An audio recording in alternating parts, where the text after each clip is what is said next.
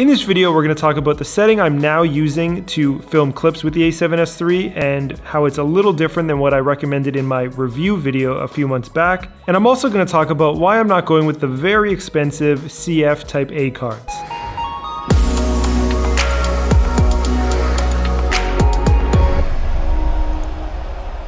First, let's talk about the All Intra mode. You may see it as All-I.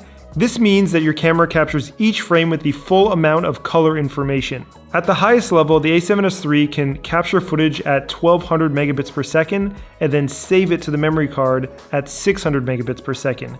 This is in the All Intra 120 frames a second S&Q mode. That means there is minimal compression and it'll be a little easier for a computer to play back these files. The problem though with that is because there's all this color information being captured in every single frame, that means the file sizes are going to be massive. You're going to need very fast cards to record with, but you're also going to need a lot of hard drive storage. I declare bankruptcy!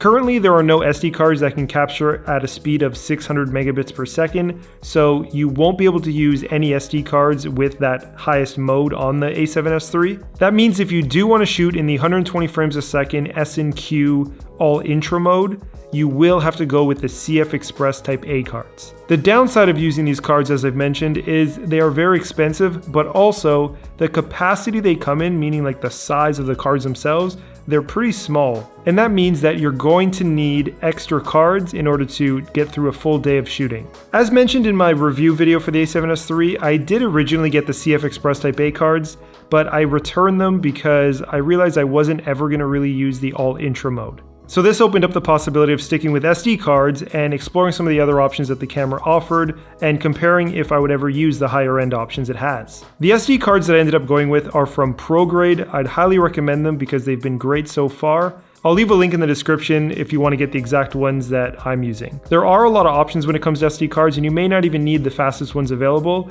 so make sure you understand what settings your camera has and if you're even going to use them. For example, if you're using the A7s III like I am, it is possible to stick with V60 cards, which are a little cheaper, and you'll be able to use pretty much every single setting available on the camera except for I think 2. For me, I decided on using V90 cards. Yes, they're a little more expensive, not quite as expensive as the CFexpress Type A cards, but the V90 gives me the ability to use every setting that I've used over the last 8 months with the A7s III. So you can buy more cards and shoot for a longer period of time in a day. The A7s III offers 3 shooting modes: XAVC-S, XAVC-HS, and XAVC-SI. The SI is the All Intra mode that I was talking about before. When using the XAVC-HS mode, it's almost impossible to distinguish between that mode and the All Intra high bitrate mode that we talked about at the beginning of the video. The image quality of the HS mode is very, very good, and that's because it's a modern new codec called the H.265. It's the next generation after H.264, and the compression is so good, you almost can't tell the difference between even ProRes uncompressed footage.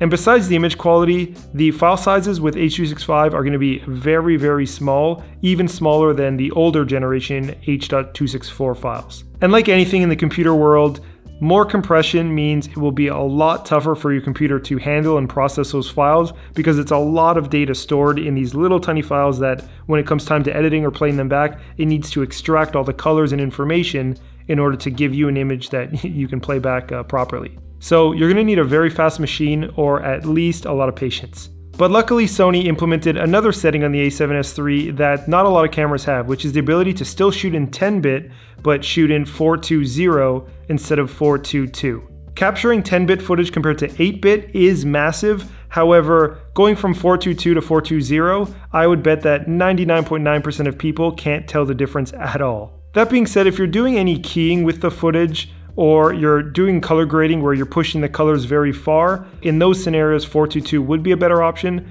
but still very manageable with 420.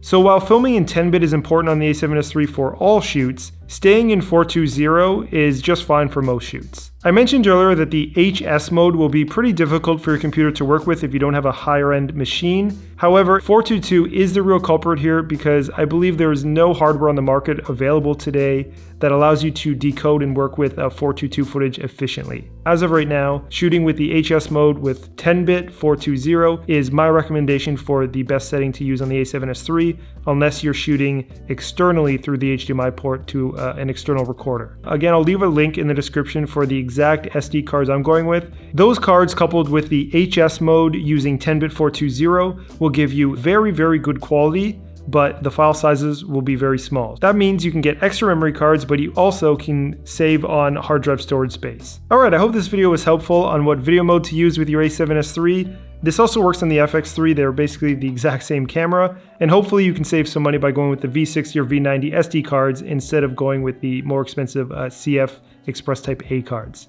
We have over 100 other filmmaking tutorials on the channel that you can learn from, so subscribe to the channel to see those each week. Thanks so much for watching, and we will see you next time.